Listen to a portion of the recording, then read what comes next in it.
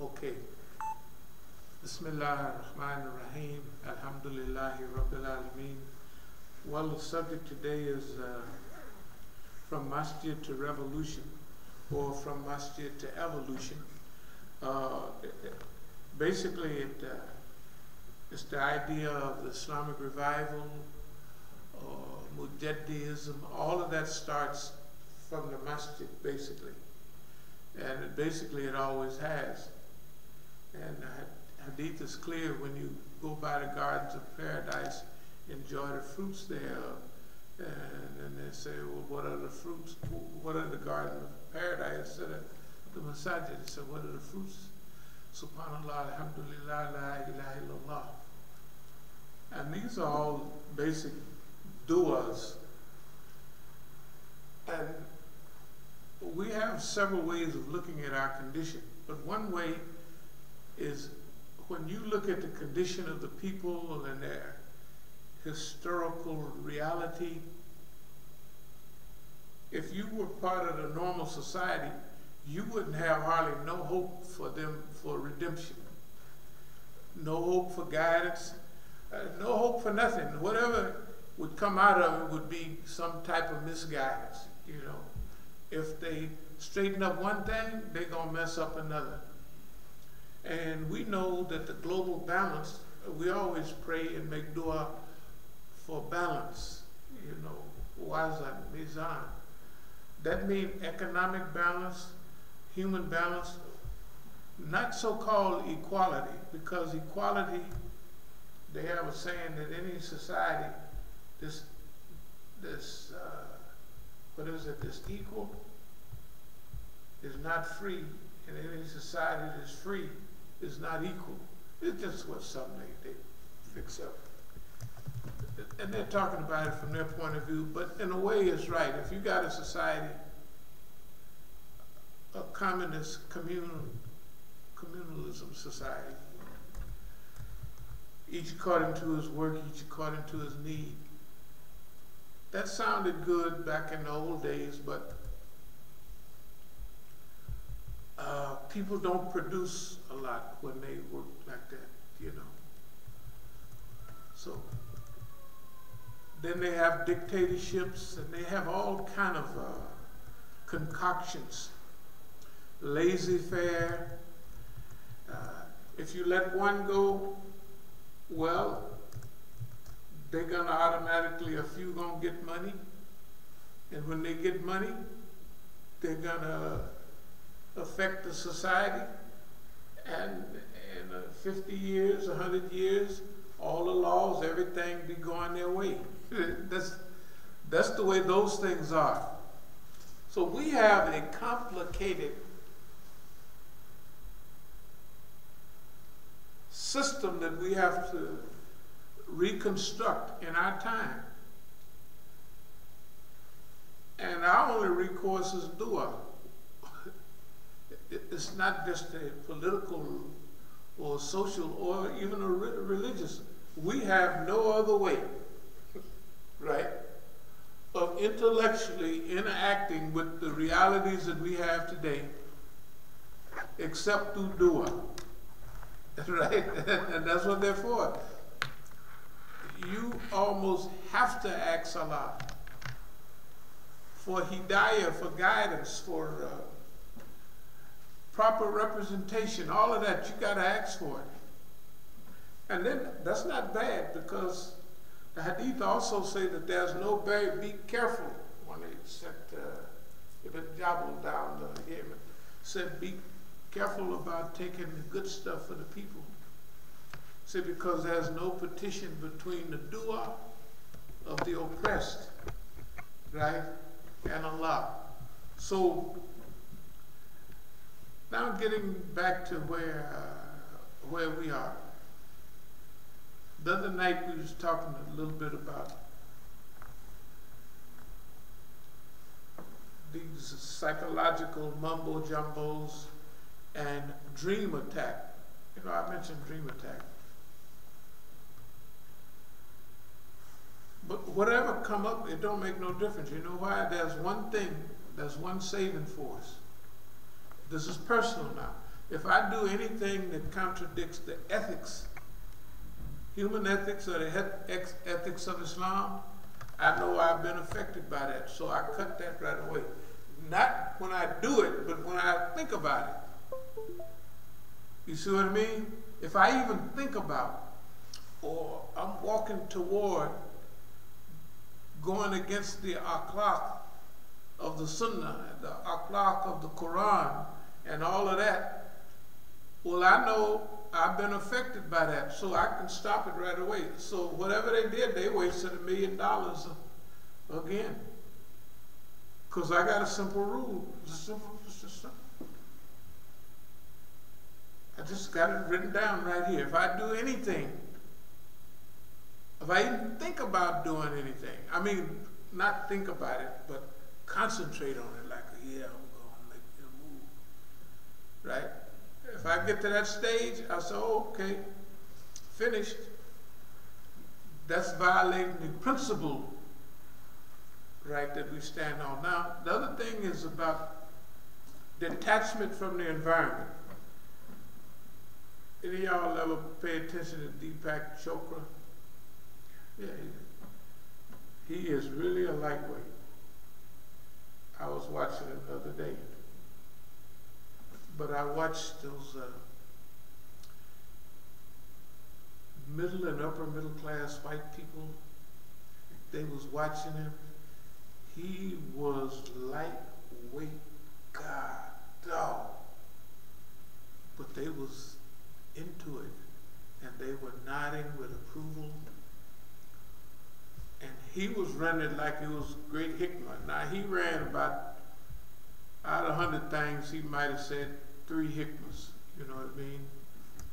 3 hikmahs, finished.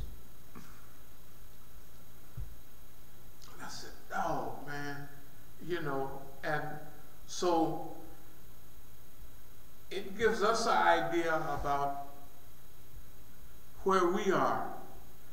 And if you remember, we always read from the portion on Yaqeen that talks about those people that are blessed, that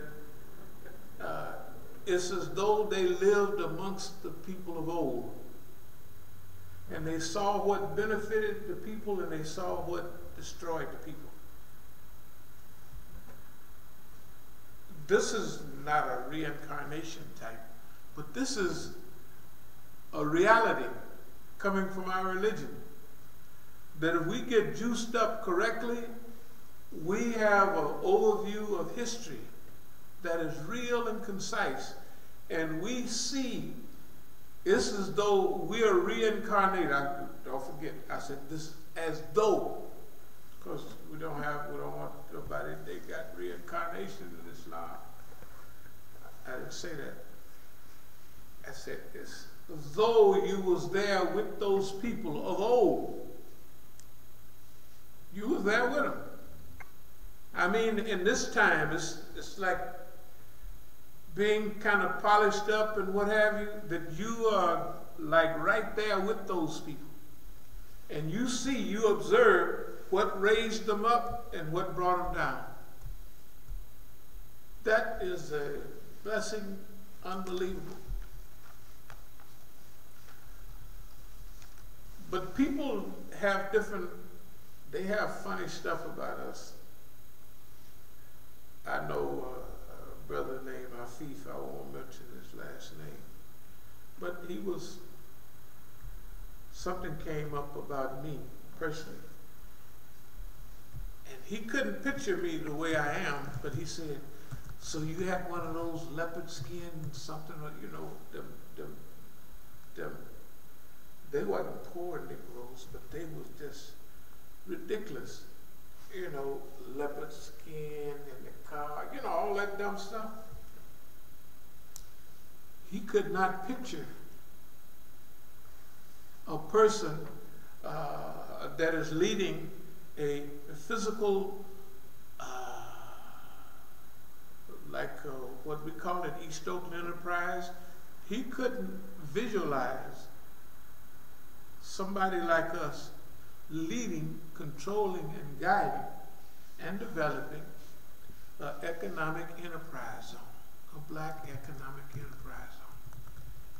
He just couldn't do it. You know, it didn't hit him. He didn't know that it wasn't hitting him right.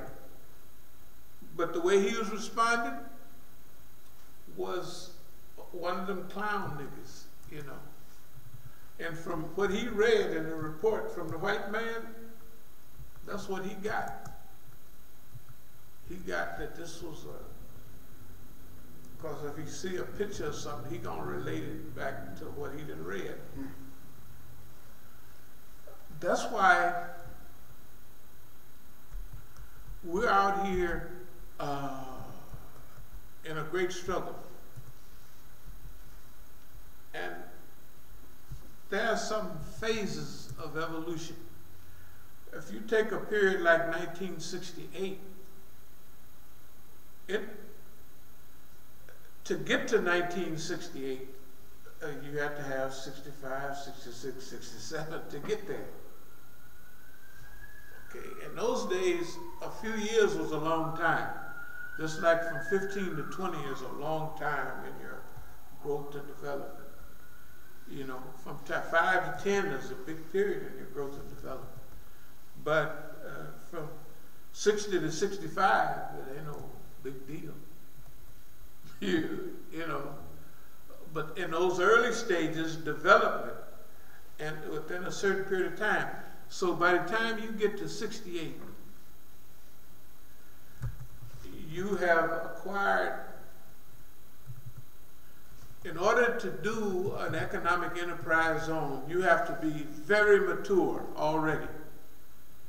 You have to evolve past the Negro stage, you know, the good-looking, all of that stuff stage.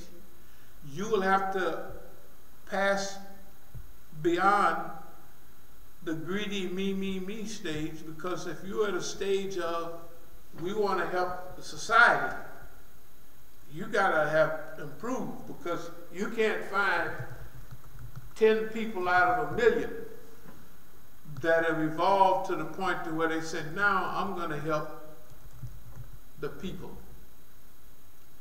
the masses, and all of that. You have to have evolved to do that. Even the people that think they've evolved to that, as soon as they get in a position to do that, they steal all the money, they run off, they just, if you want to see somebody go crazy, give them a lot of money or a lot of power. 95, 97, 98 out of 100, probably they'll go south because they haven't experienced the evolution. They haven't had a chance to grow and develop. By the time 1971 rolls around, we've lived through that period. That's a 3-year period. That's a long period for them. Because remember, if you take the Black Panther Party, it opened up in '66. By 1970, by 71, it's done. I mean, it's still there, but by 71, that's 5 years. They done knocked them boys, they done run them all around, they killing them like flies, you know what I mean? Remember, that period that they talk about back in the 60s was a short period compared to now. We've had 20 years of fitna here, 25, 30. I've been in D.C. 30 years now. Fitna every day I was here. I haven't had no time without fitna. It just haven't been no time without fitna. Not little old Mickey Mouse fitna, but grown folks fitna. You know, here for 30 years. In that time, people didn't last that. Okay. So 71, by the time, you got to understand what's happening. The Black Economic Enterprise Zone incorporates all of the knowledge of America, basically. How America move on you, what they do. And you got that, the culmination in 71 means goodbye, America. You got the Army, Navy, Marine Corps, you got the judges, the lawyers, prosecution, everybody's on your side and you still cheating. Forget y'all. This is what you come up with. You got everything going your way and you still cheating. Hey man, bump y'all. That turned out to be a good decision. So what about colonialism? What about the internationalism?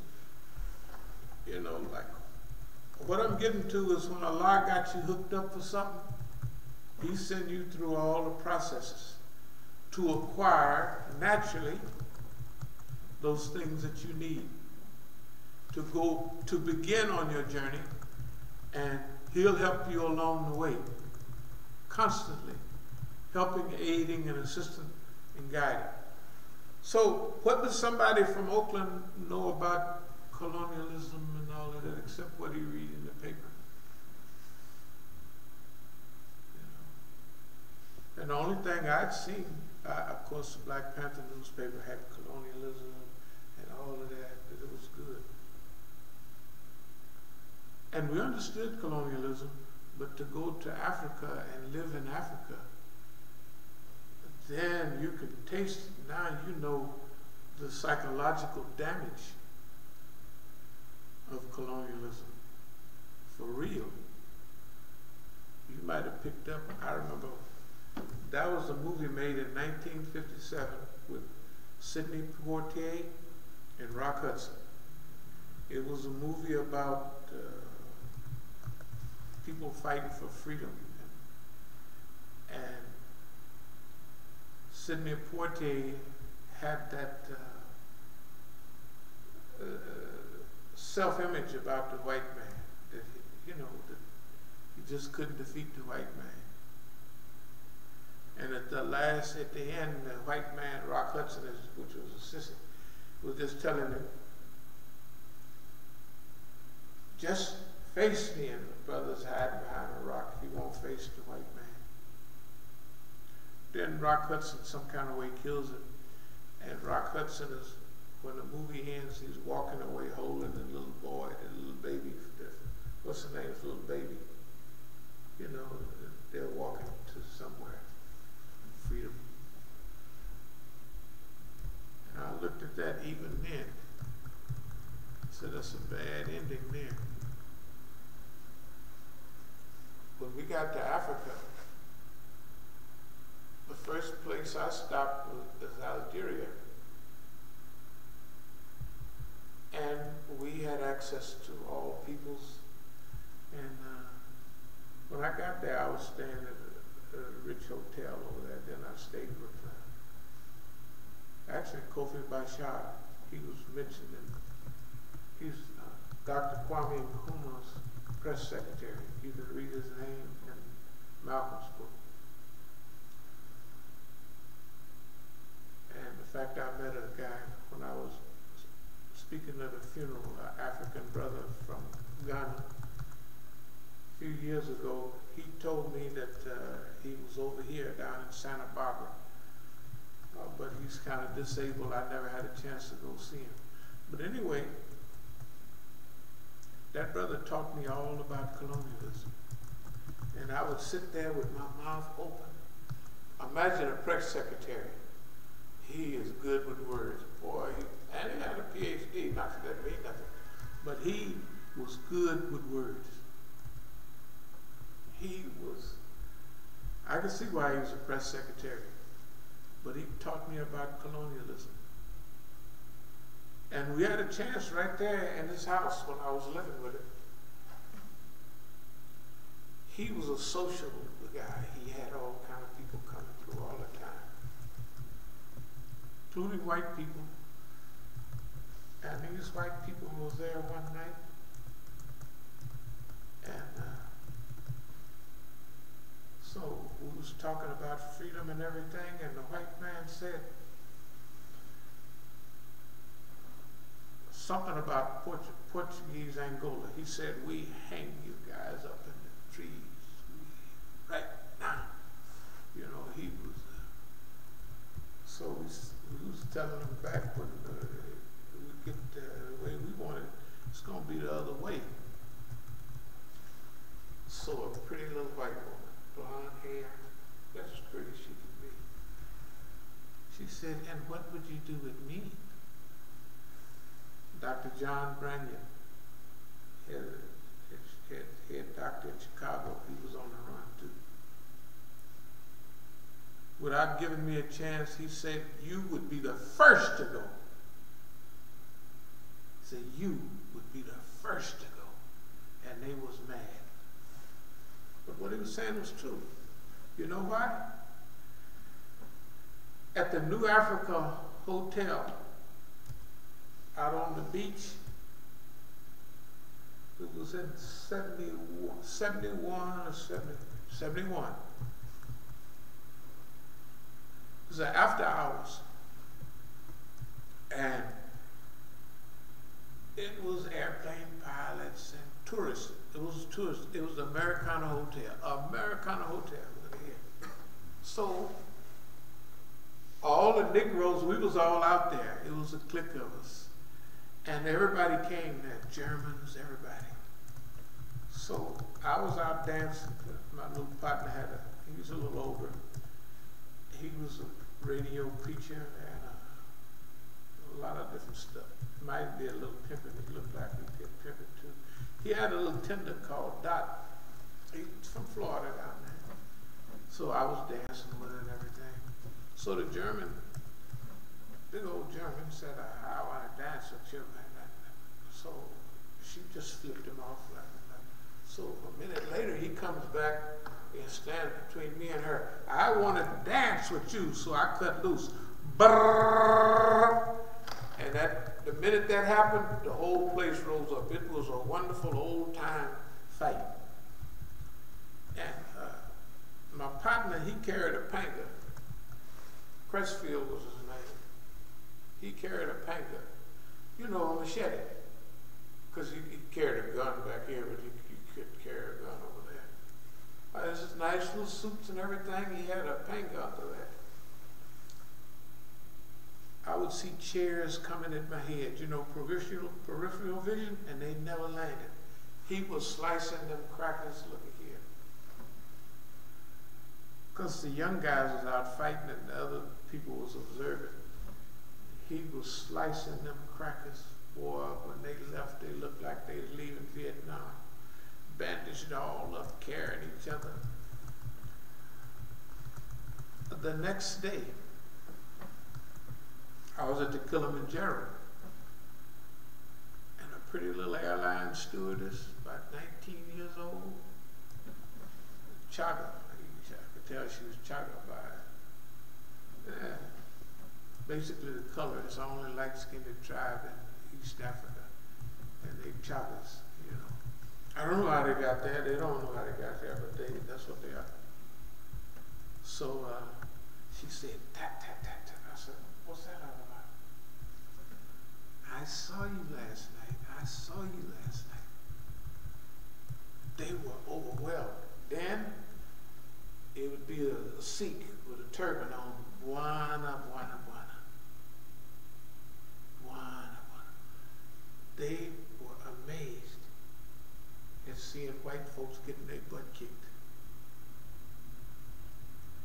You know what the rebellion wanted from us? Blaxploitation movies that showed Jim Brown, them, and all up whooping white folks. When we asked, what do you need? That's all they said. Not guns, not ammunition, but so they could see or they could show their people that this is possible. Before, they didn't think it was possible. We'll run up against that same thing as long as we're here. People will not believe that what we're doing is possible. They won't believe it. They just won't believe it's possible. Why? Because if you don't see yourself doing something, you won't be able to see me or anybody else doing it. Right? because you're like me and you can't see yourself doing that. You sit there and add up the odds. My God. What are the odds of coming out favorable? Right? When you add it up, without faith, without Iman, without all of those extras that we have, what can you come up with? You come up with, I'll join the system. You'll do like everybody else did. The revolutionaries. We're going to fight the system from the inside. Well, they've been in there now almost 50 years. They haven't did much. They died in there. They didn't die. Them people, they died. Sister Ooga Booga and Brother Mumbo Jumbo and them, all of them got in there. And before you knew it, they naturals had got real small, and then they was the King's English improved, and they just was it was basically sad. Do y'all remember? We'll fight the system from the inside. They didn't fight no system from the inside. They joined the system. They still doing it today. Oh, shoot. Do it today. They still doing it Look, today. when people go to college, when they go to training, everywhere they go is to get in the system. There's no revolutionary school in the United States where you go there and study rebellion. Where you going? I'm going to the rebellion school. I'm going to get my stuff in rebellion. Where would you go? There's no place to go. You could come here, but there's no, think about it. There is no other place. Even Martin Luther King them had the places they could go and study a little bit of this, a little bit of that. They done already blocked them. They got the Southern law of poverty, whatever it is. Them people is arguing with each other, and you can't go anywhere. What people would think they could start any program in America and the white boss man ain't gonna roll in on it. He got to. He cannot help it. It's not, it don't make no difference what it is, who it is. If it exists, he's gonna send his boys in there. He got to. He can't help it. He done did so much wrong, he can't trust, they don't trust anything to chance. Everything has to be controlled. And they think decades ahead, and they think they're losing their stuff. But anyway, let me get back to it. I went to the doctor today, heart doctor.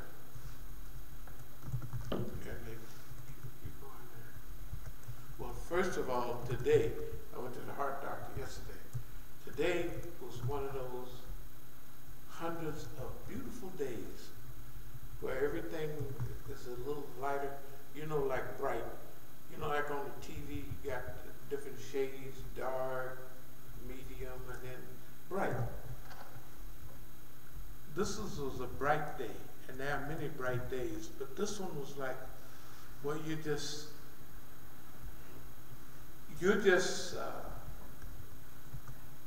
you engage with society, but you're not attached to it. You know what I mean? You engage with your goals and the white man and all that. You gotta be. You engage with him, but you're not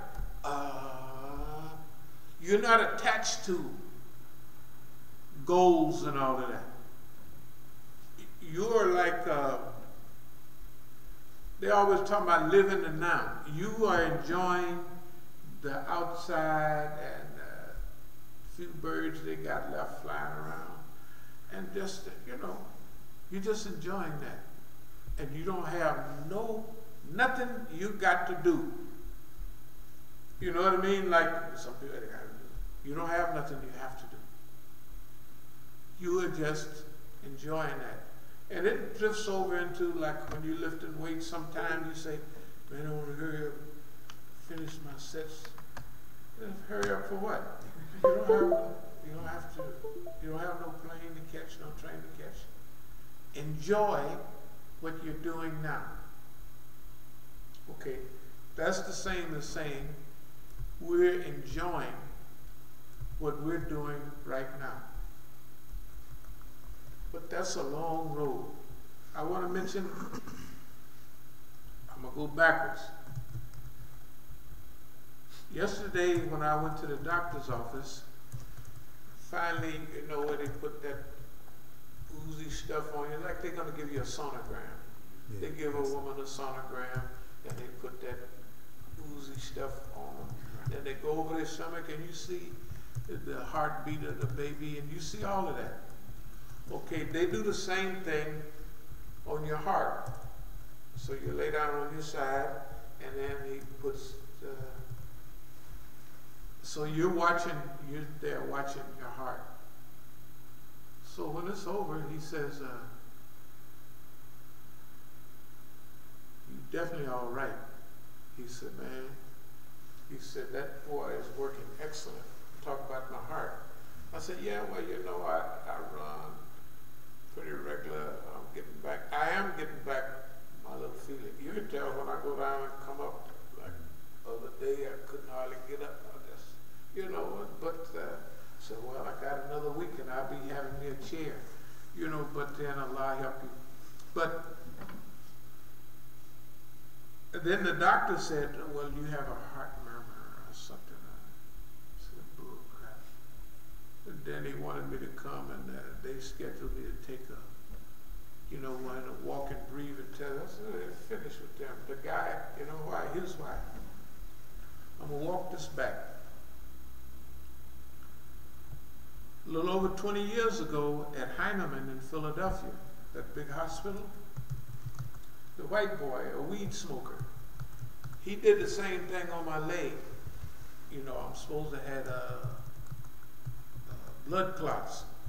So he puts the oozy stuff on there and he rubs it on my leg. So he tells me, you're an athlete, aren't you? I said, yeah, I'm trying to get around a little bit. He said, yeah, far out. Then he said, so they told you what? I said, well, I got blood clots. He said, yeah. He said, watch this. So he squeezed my leg. And it makes an ocean sound. He said, go whoosh, just like the ocean. He said, you hear that? Sounds like the ocean, doesn't it? I said, yeah, what's that mean? It meant, so I told him again, when he said, so they told you, this, he's telling me what they told me about blood clots. And he was saying, far out. You know how white boys talk, far out. He didn't say they lied to you or it's not possible, because first thing he said to me was, you're an athlete, aren't you? Now in those days I was running 8 miles a day, 10 miles a day, 12 miles a day, 5 miles a day. I was running, you know, with hand weights and everything, 5 pounds in each hand. I was really running then. Then several things happened. One thing, when they stuck one of them cameras through my groin here up to my lungs, this is the white doctors, they said, you might cough, you know, and I did. But I believe I was coughing because they was attaching, why would I cough? When they attach whatever they attach to your lung, right? Then your body responds like that. This is my view of it. Then I told the doctor, I said, this is a white doctor, I said, when am I going to get the full use of my, you remember I'm running 10 miles, 12 miles, I'm on the road. I'm lifting 300 and 400 pounds, and I don't weigh little or nothing at that time. Well, anyway, so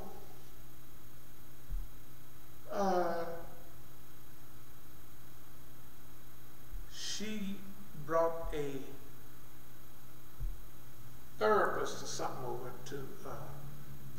machines on your arms and check this. And she said, you have full use of your extremities again. I said, I ain't got no full use of it. You know, I could tell before I went there and after I left, I go on the trail. I can tell after 2 weeks I'm out there, I have lost some of what I had. I know the time it takes to get back. I already know all of that. If we go back to 1974 at McNeil Island, in the penitentiary, is it cold in here? We could turn it on just for a minute. At McNeil Island, I actually worked in the hospital. So when I got my checkup from the doctor, I was already assigned in the hospital. So the doctor held up one of those, you know, what they hold up. When you put the lead vest on and take pictures of your lungs, you know, they held up a picture of my lungs. He did. He said, have you ever worked in mines or anything like that? And I said, no. I said, in fact, I've been out fresh, clean air all South America a little bit. I'd be out there running with but I'd be running in the hills of South America. All that heavy smoke, it'd be down here. I could see the smoke down there, and I'm up. So he told me, well, he said, look like you might have sarcoidosis. He said, I'm going to have to do a biopsy. He cut a piece right up here, scars still there. No, he just cut a little piece of this right here. Now, after he did this, the brother in radiology, I was a captain in the Nation of Islam. He was one of the brothers. So I told him, we was in the hospital, alone basically. So I said, hey man, put me on the machine and check my lungs out, see what, I don't like what boss man said. He took a picture of my lungs, you know, he knows more about that than the doctor do. When he look at it, it's just like the heart man yesterday. He said, you fine. So if the doctor tell me something, you know, he didn't study the rhythm, he got the whole thing. So if the doctor just want to give me more money to come back and take a doggone other test, they can forget that. Anyway, so the brother looks at the that picture. X-ray. X-ray, that's what it was. X-ray. I said, yeah, man, cleanest boys I ever seen. I said, that's right, man. They ain't got no spots on them. They ain't got. I said, the one I looked at 3 days ago had spots all on it. You know what I mean? Now, this biopsy, you know where they tag animals? This is doing bionic, what was that man? Bionic man, that bionic man. $6 million man, all that. And they starting to use all that stuff. Now, they tag animals. Why they won't tag a nigga? Right? Since 74. Why wouldn't they tag a nigga? Especially when I get out of the pen and I'm running in the hills, and every now and then, when I'm running with somebody, it's no problem, but every now and then, I jump off the trail and pretty soon it's a whole super, so, you know what I mean, looking for me. Rock Creek Park. When I was running the Muslim house on 16th Street, does anybody remember that? I used to be up there. That's why I came here first, and I was using the house for a while. Everybody was gone but me. So I would walk right out of right there on Montague and walk right into the park, or go across the street to the river running down there. And it was a nice run. But sometime I'd go back up in around up in there where there's big mule deer and everything. And everywhere I go, when I would come back to that spot, a clearing, it was a park ranger there. That boy, you know what I mean? So, y'all could understand that now. But, do you know how satisfying it is to talk to people that would know that that's at least true or have some partial relation to the truth? I want you to imagine historically that all the people the government messed with, and they did it alone. Half of them went crazy. People probably jumped off bridges. They went through that process alone, not the brother. I drugged the white man and all the people right now. Look at it in the United States. Look at every place in the United States. Wherever we was, there's 9 or 10 places where we was. All of them folded up and left. Right here, the school folded up and they left. Everybody in the school folded up and they left.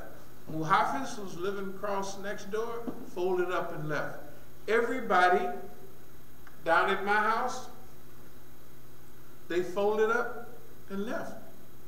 And they did the same thing. Whatever happened, they blamed it on me. They blamed everything on me. That whatever it was, all of them on the same team, and I'm over here by myself, and all of them are on the same team. That is wonderful. So we exposed it in Oakland. Look at the clown, look at the people in Oakland. Tell the truth. Whatever they was up to, it didn't work. And we done strung them along so long that they are a matter of the public. And everything that they said have been exposed over and over again. That couldn't have happened in one go-round. That couldn't happen if we didn't have patience. That didn't happen if we didn't have discipline, if we didn't have endurance, right? If we didn't have all of those things working perfectly, no kind of way we could have put up with all of that for all of that time. I'm not talking about just the people the last 5 years. I'm talking about all the way back to the beginning of, say, 1980 and what have you. It's because of many things. I'll tell you one of them. When I got out of the pen in late 76, and, you know, praying, fasting, all that, doing pretty good. But I started drifting a little bit. Drifting a little bit. Like all the other brothers don't drift. They jump right back in it.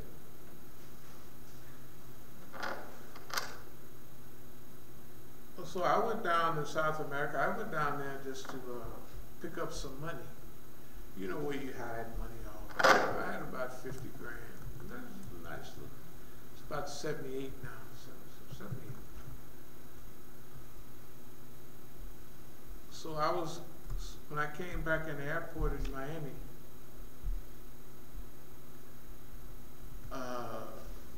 the guy was just looking at our passport, you know, your thing. He said, "Oh, you're coming back from playing baseball, huh?" Because my brother used to play baseball down in Mexico and Panama, all of that stuff. I said right away, no! He said, come on in this room. Check me out. I said that to put myself back in jail, which I did. Why would I do that? Because I need a little more polishing. I could taste if I go back down there again. You know what I mean? You can feel yourself drifting. I sent myself back to jail. It was no big deal. I just went to SCI Miami where they got pools and you think you're on the street almost. Wasn't like Leavenworth Penitentiary.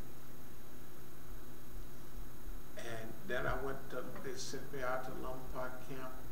So I was just on a vacation.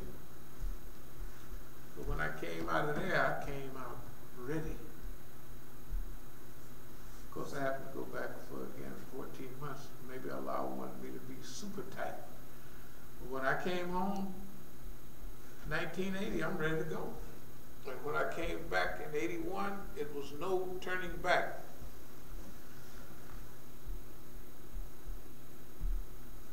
Know yourself, know your enemy. 1,000 battles, 1,000 victories.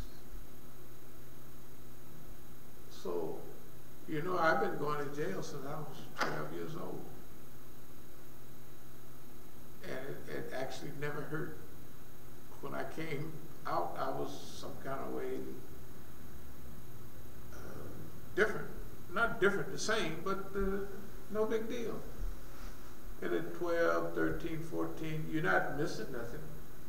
Well, you're missing a few little girlfriends and stuff like that.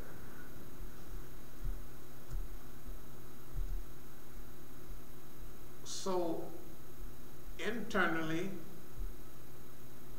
I put myself back in prison for many reasons.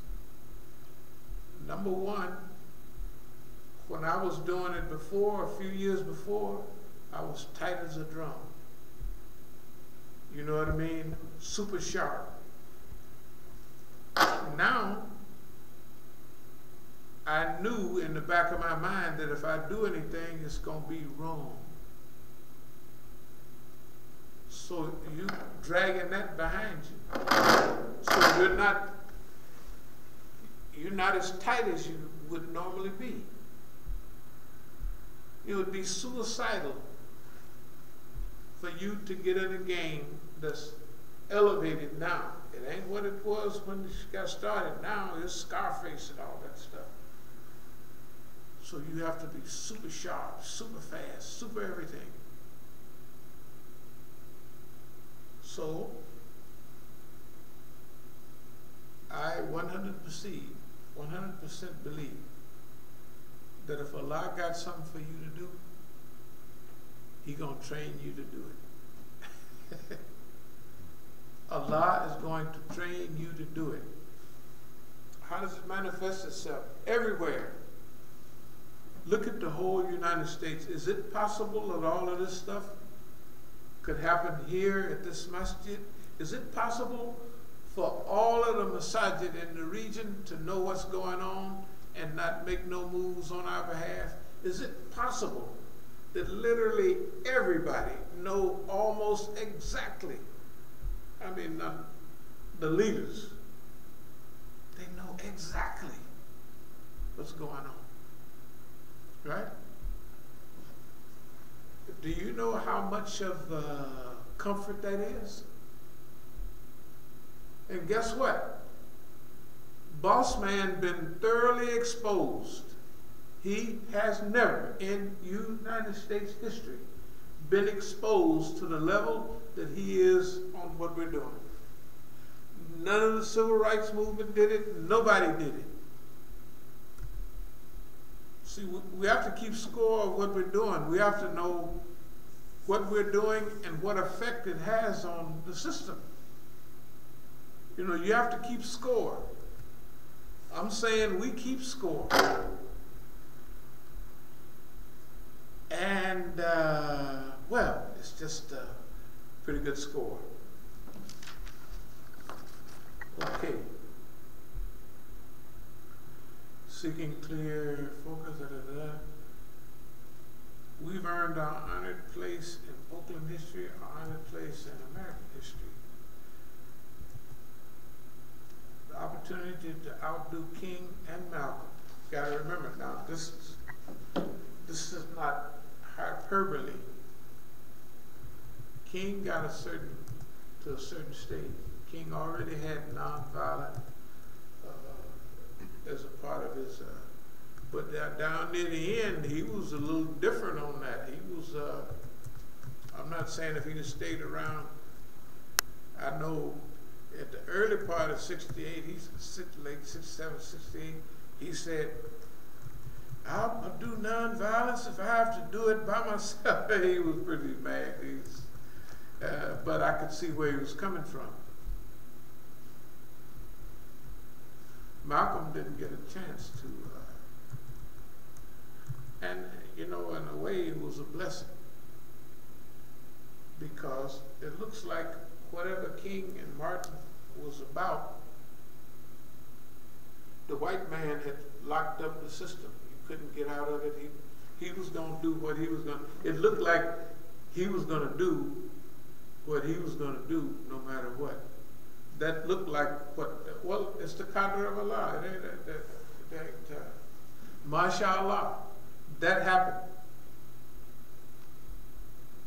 So in a way, he pulled the brothers back from disappointment. You know what I mean?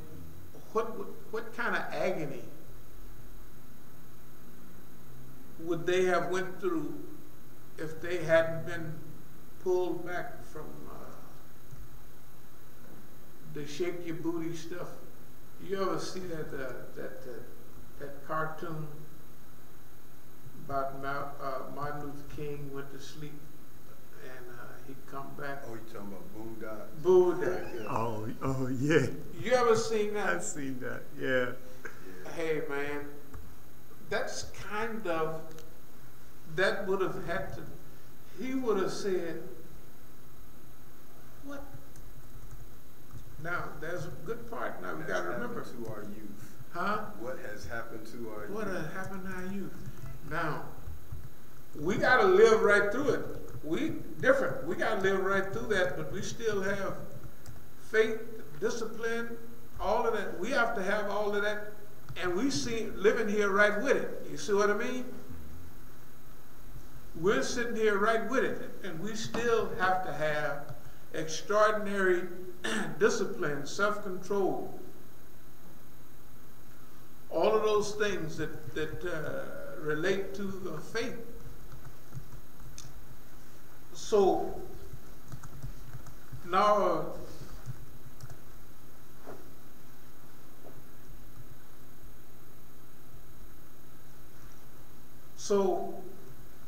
whatever's going on, we're doing the biggest and the best job of whatever that is right now. And there's no doubt about it. This is not arrogance, this is not anything, but I'm saying every place was exposed. So Oakland been exposed for decades now. DC, every little state. Remember they had the little Negroes come through, they was taking shahadas every 2 minutes. One guy, he was so tensed up, he was mad about pretending to take shahada. I don't know what the government gave him. But I told him I wasn't going to waste no time on him. Muhafiz pretended to be wasting time on him. Took him over there, and where are they now? He's closed up, and so have they. What do they have around there? Juma or something? I don't ever go. They, each one of them, developed a program to pull people away. Remember the person we used to have here? He was pretending,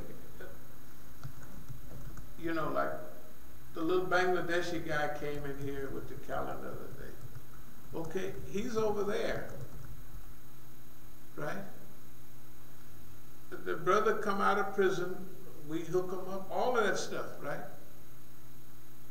It don't bother us. Not only that, but I believe they knocked over the whole room full of whatever it is over there. We had oil and all that. They stole all of that. Stole a lot of books, but they could have had them. Yeah, I mean, but it's evident what everybody's doing, right? It's evident that the guy is sitting here and sucking up everything, and he leaves, and the people that go, they're not being stolen. Their job is to go over there. The people's job was to leave here and go over to the other place, over on the research center. That was their job. That had nothing to do with a flaw in our development or anything like that. That had nothing to do with anything like that. But now everybody has seen the process. Now the other thing is our ability to go along with that process without any problem whatsoever. That's a miracle. That's the miracle. That nobody, people get paranoid just for anything. You can leave the light, turn their lights on in their car and run their battery down and they'll be paranoid. Super paranoid. When I walked out of the house this afternoon, pop, pop, pop, these is gunshots. I just turned around and walked, stuck my head back on the door and walked outside. What the hell is this? You know, I didn't jump or move around or nothing, go in the house, close the door. I just turned, I'm telling you, I'm not bragging. I didn't even jump, usually, I didn't even, what's that? I just turned around slowly. I was at the door and walked out that door and looked around. Who the hell are you? Where is that? I want to know where it was at. I could even smell the gunpowder. That's how close it was. But other people would be, if they deal with stuff in Oakland and all that, they'd be ducking and hiding and niggas trying to shoot the brother. We say shoot on. This is what's happening. It's a type of confidence. No matter what they do, I still believe that I'm going to live to be 100. This is what I believe. And that I'm going to be a part of this great. Now, if I leave this evening or tomorrow, it's fine. That's what I believe. And they can't scrub up other stuff and make me think that, oh, your leg is hurting. Now, remember I was telling you about my leg was hurting? And I said the same thing I said in Oakland. I'm going to run till I get this boy back the way I want it. And everything is fine. 2 days. 2 days. It's fine. And it'll be better tomorrow. If it's not better, what will I do? I will run until it hurt and hurt and hurt until I limp. And pretty soon, I'll be on a higher level. I'll learn how to deal with that. That's what the white man don't like. Whatever he send you, thank you very much, boss man. You think I'm gonna go and start sniffling and hollering? No. So he stops it. That's putting it back on. Ain't nobody, remember I was telling you about my friend, not friend, the guy from Iran. I'm telling you, this is actually true. I could show you the paperwork. I will show it to you in a day or so. My writing, when it would be, it would start off here, I could make a big letter and then it gets small and small, boom. I said, yeah, man, my writing is getting all small, man. messed up. And my upper body strength. As soon as I told him that, that's when Mukhtar come by. Because my upper body strength is going. Evidently, it's them. It ain't me. Because, you know, they want to convince me of something. Excuse me about talking about myself. Because remember, we said we're going to do them other programs. We'd have done 4 or 5 of them. Now we're doing one about what we're supposed to be doing.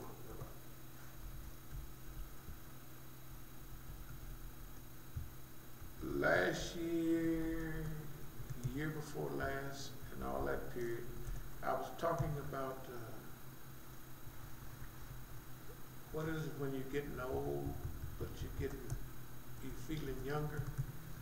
Oh, Reverse age, reverse something. That's right. It's true. How do I know? How do I know?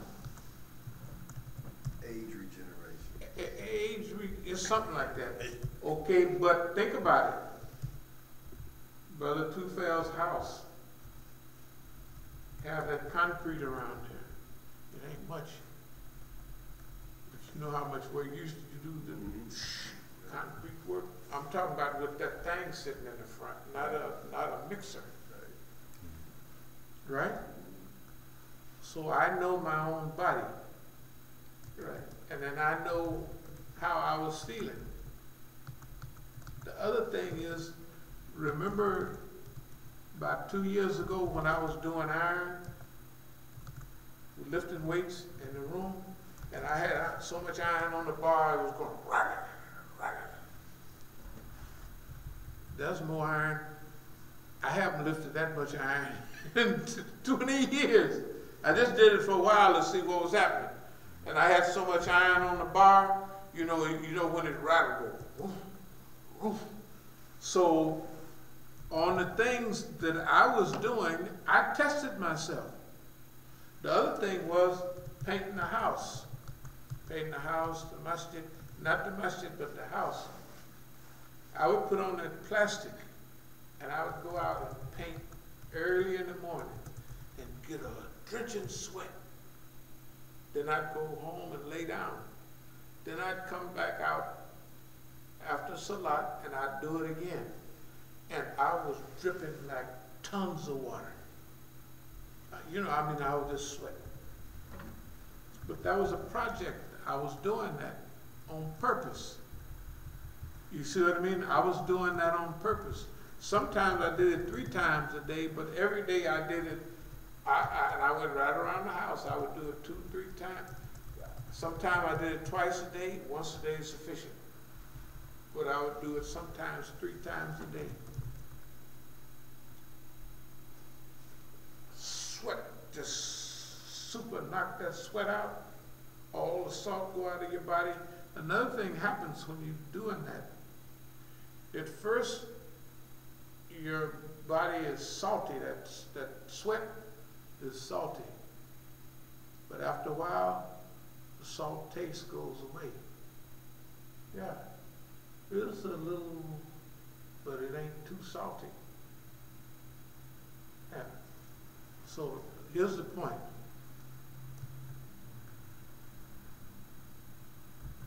I was talking that stuff and I wanted to see myself. The white man didn't know what I was doing. I was testing myself, passed every test. Just like the test yesterday, the brother said, man, your heart is rolling, it's fine. I said, yeah, I'll run a little bit. I'm going to get back in shape.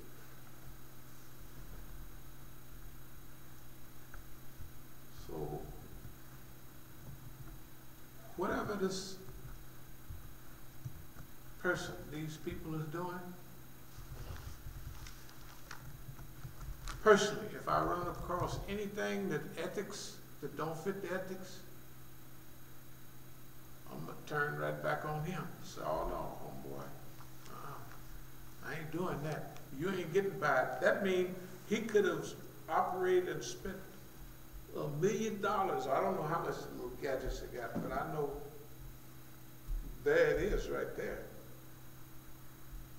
Right there. And it was, the feeling was coming from up here. So, whatever they put in there,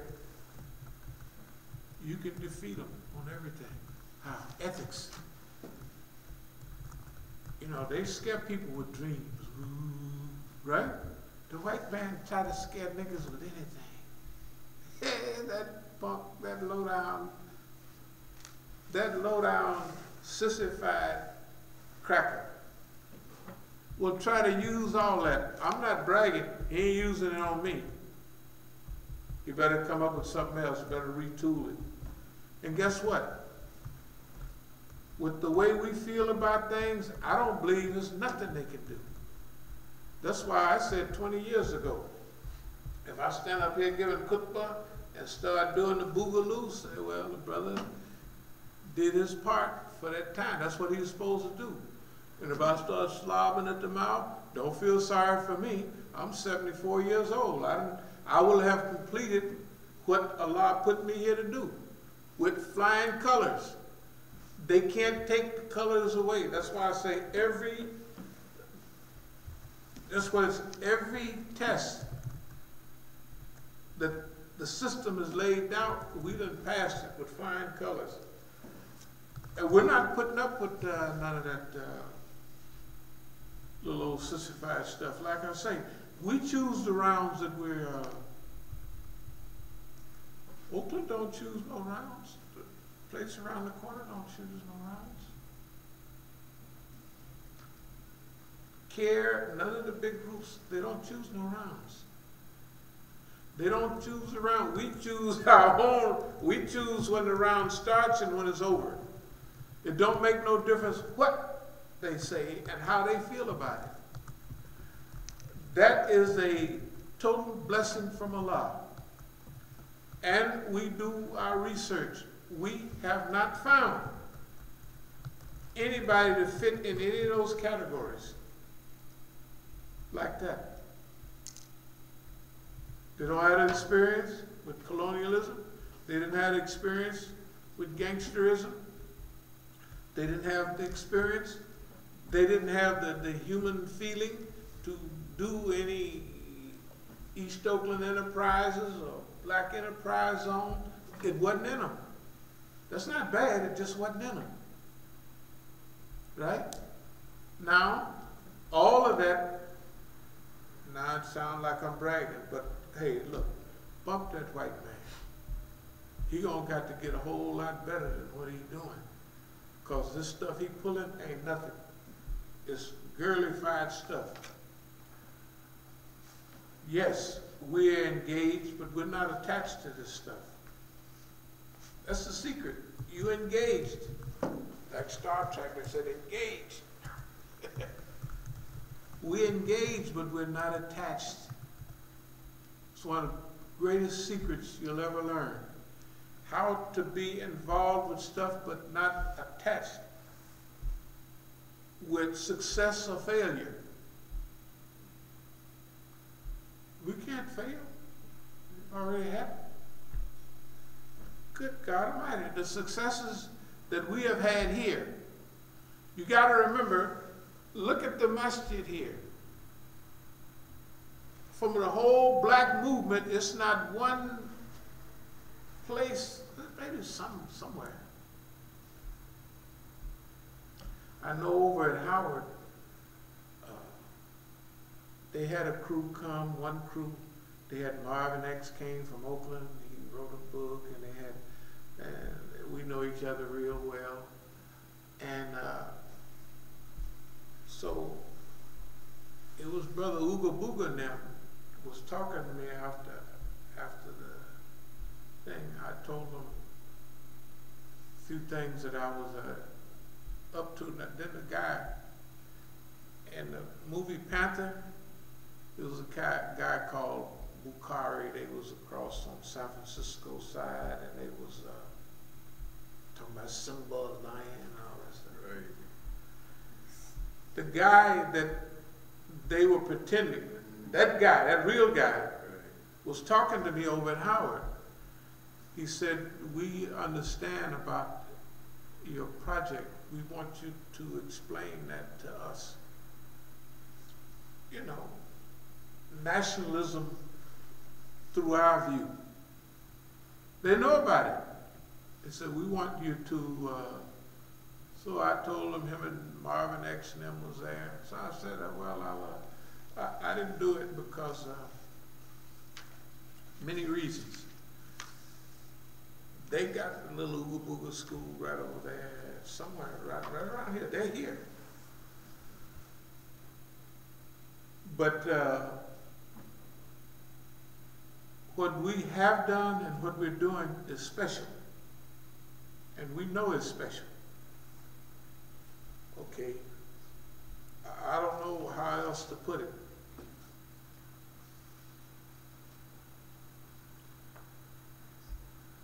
But Islamic revival starts at the Masjid. So that's kind of where we're drifting back to. We will be going to Oakland soon. We're not going to talk about what we're going to do this time. We will go to the police department and tell them that we don't like their behavior and they've been bad. We're going to go tell them that 3 times at least. Don't make no difference whether they like it or not. But they've been messing with our life, so we're going to tell them, you have been bad. Bad, bad. If they don't take it personally, I'm going to go and get the loudspeaker and I'll be outside. They can do what they want. They can arrest me, they can ignore me. Usually they ignore me. I stand out in front of the police department and they just walk, they try to play like I was, what you doing playing like you can't hear me? You know you can hear me. Y'all sitting up in the car like you can't see me and can't hear me. You ought to be ashamed of yourself. Islamic movement we call meeting style. Some of this we'll get into. Fainted incapacity. Does anybody know what fainted incapacity is? Yeah. What is it? It's pretending like you hurt. Yeah, pretending like yeah. That's I'm not going to explain fainted incapacity tonight, but they tried it with us, and you get to learning the symptoms. Or they tried to take us down, and we used fainted incapacity many times. And when they looked up, they was looking right in our face every time. It's wonderful. So a lot of people would look at what's going on here and they would say, boy, that's a lonely job. That is totally incorrect. Totally, totally incorrect. Know yourself, know your enemy, 1,000 battles, 1,000 victories. I talked about McNeil Island, I talked about tagging animals, they tag niggas. Okay. Are there any questions or comments about anything we've talked about? Or does what we've been talking about make sense?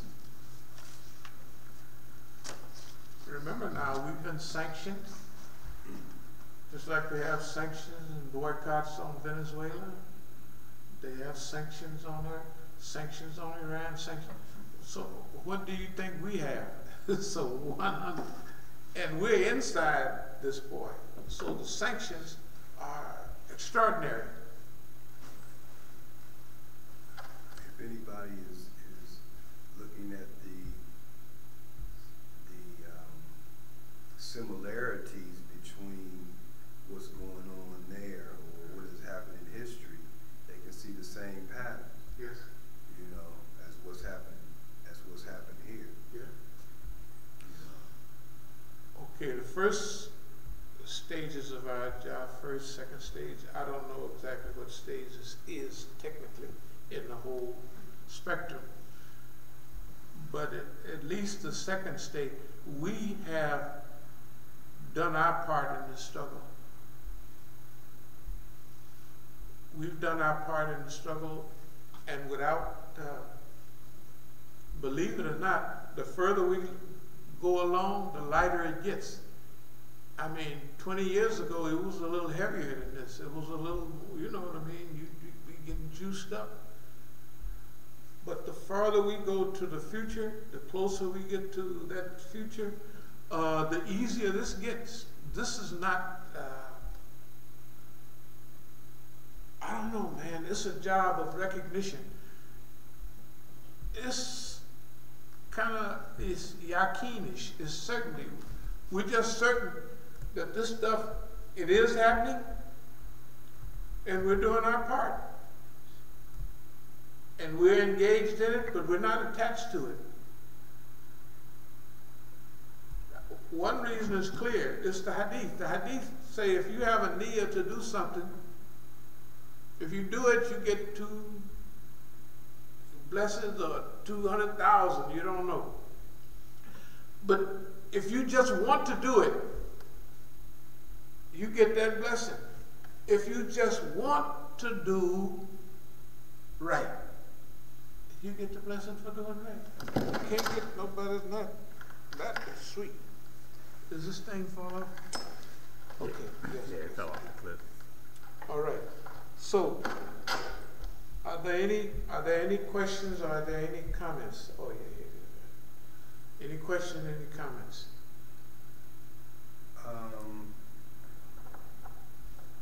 In the future, can we, I guess after every, or towards the end, just remind the viewers to share? Yeah, definitely. I mean, they may be doing it anyway, but I think it's always good to remind them To share this, yeah, look, thank you very much.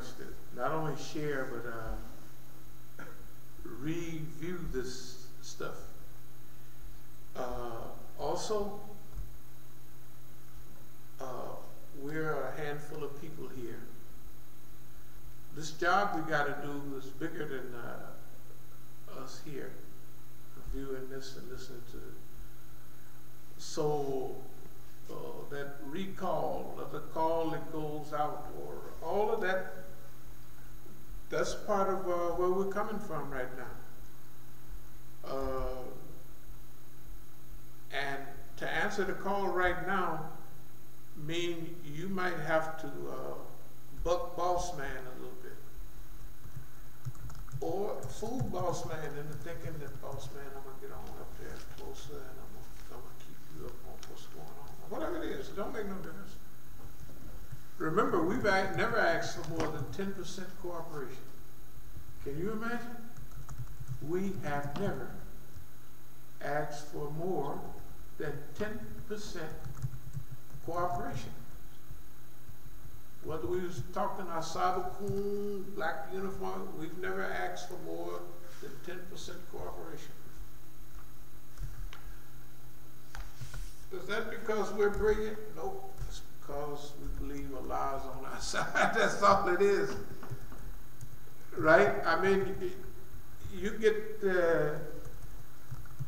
I know the shaitan couldn't make me feel this way.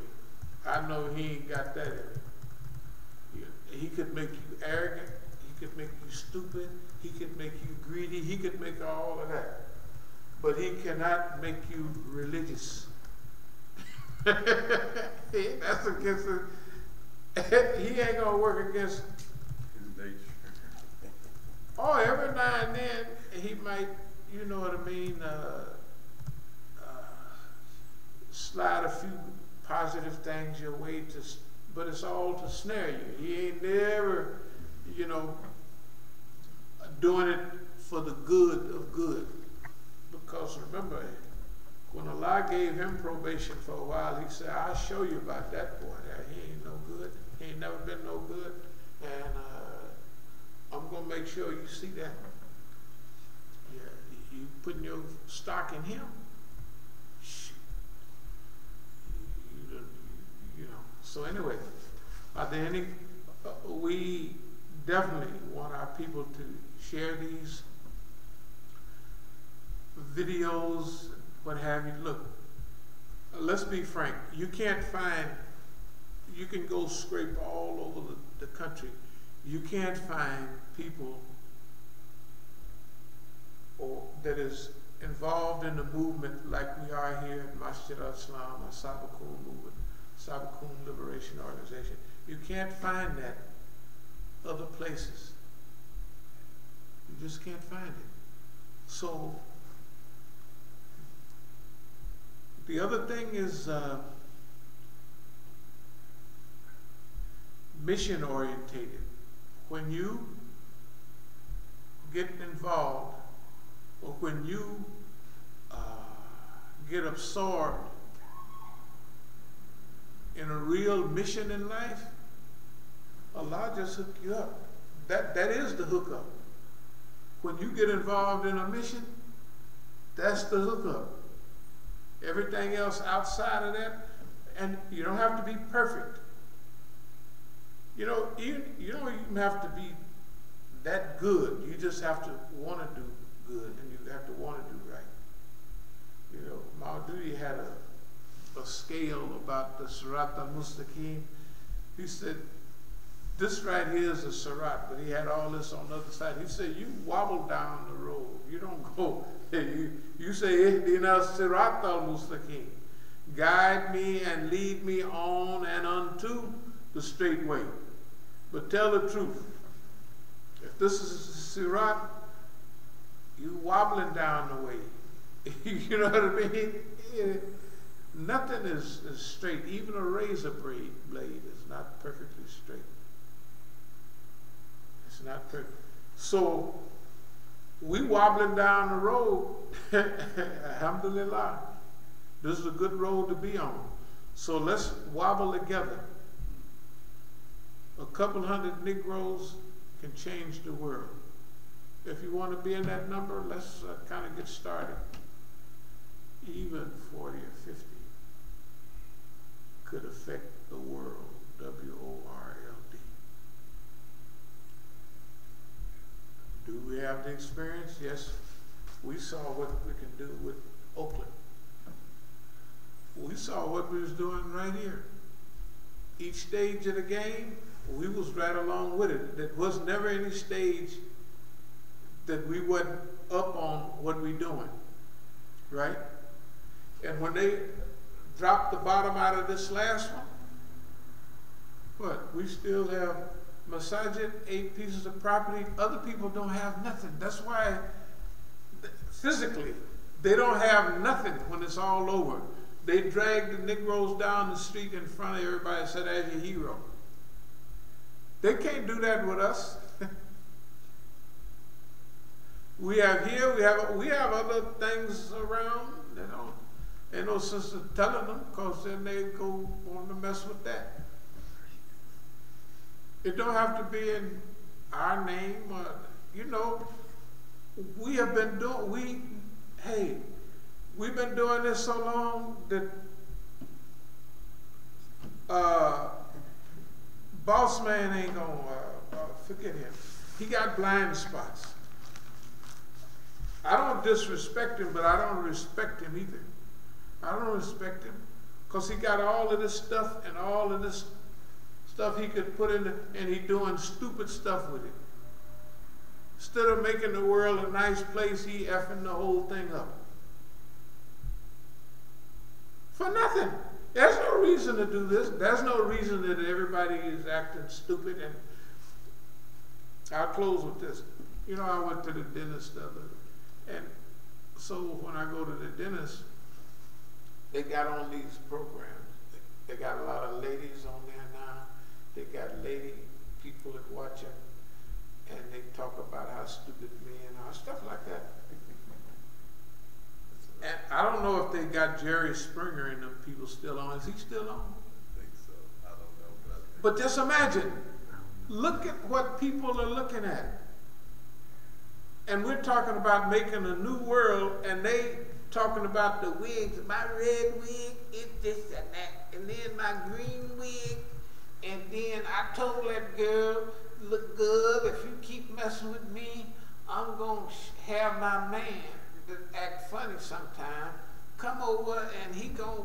your man that act funny sometime. And this is, we're going to have, I said, boy, these people are crazy. Right? Now we want to make a new world, and they've been fed all that. Do you know how big a job that is? Think about it. That stuff is real. And I'll be sitting in the dentist chair. I said, hurry up and put the stuff on me. That stuff is worse than pulling my teeth or fixing my teeth. The stuff is worse. I'm sitting there. I said, what is that stuff? What? You know they're watching it. And it's unbelievable. They're not watching, I'll close with this. I watched a good program the other day about Althea Gibson. Did anybody see that? I didn't see it. But she was she won Wimbledon. She was big in the 50s and the 60s especially. And in those days, tennis players, Arthur Ashe's wife said, when people say he was the first one won Wimbledon, I said, no, he wasn't. The first black person won Wimbledon was Althea Gibson. But in those days, they didn't make money. You know, they would just, the tennis people they called them tennis bums, because they would have rich white people take care of them. You know, so that was a very interesting program. At the end, it was one of our friends who was, now don't worry, you know, if it's the 50s and the early 60s, that was in Wilma Rudolph's time and before. Wilma Rudolph was 59 or 60 Olympics. She was before them. She won Wimbledon in 57 and 58, and maybe 60. So I was just happened to be watching the program, and down there, she made music and everything because she couldn't make no money in tennis. But at the end, she wrote a letter to all of her friends, a call, said, I was just calling y'all to say goodbye. I'm calling all. So one of her white lady friends in Europe said, just hold on now. And she made it sound like she was going to commit suicide. She might have been. She said, I'm all finished. So the white lady put a letter in one of the tennis magazines or something that said, Althea Gibson needs your help. She's at the point of such and such. Do you know them white folks sent her over $1 million? Because the other white lady that's still alive now came over to help her count it. And she said all kind of money. It was French money, this money. You know, and all the Negroes that forgot her, or you know how it is when you're famous, people come to you if they want something from you. But when you need them, they all gone. That's the way we are. Hey man, you know, this ain't funny, but it is funny.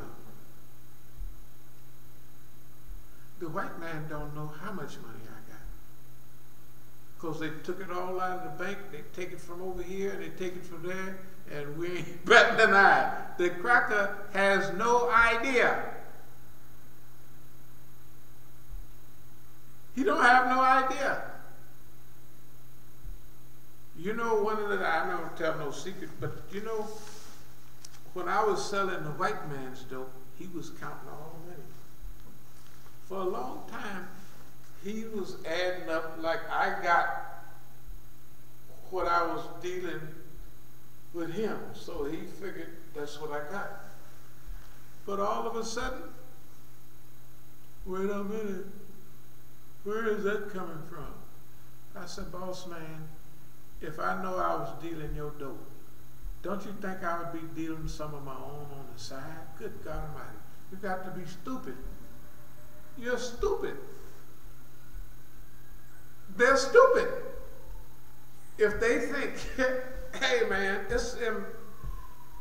if you done got all they game, I'm back in the 70s, mid-70s now.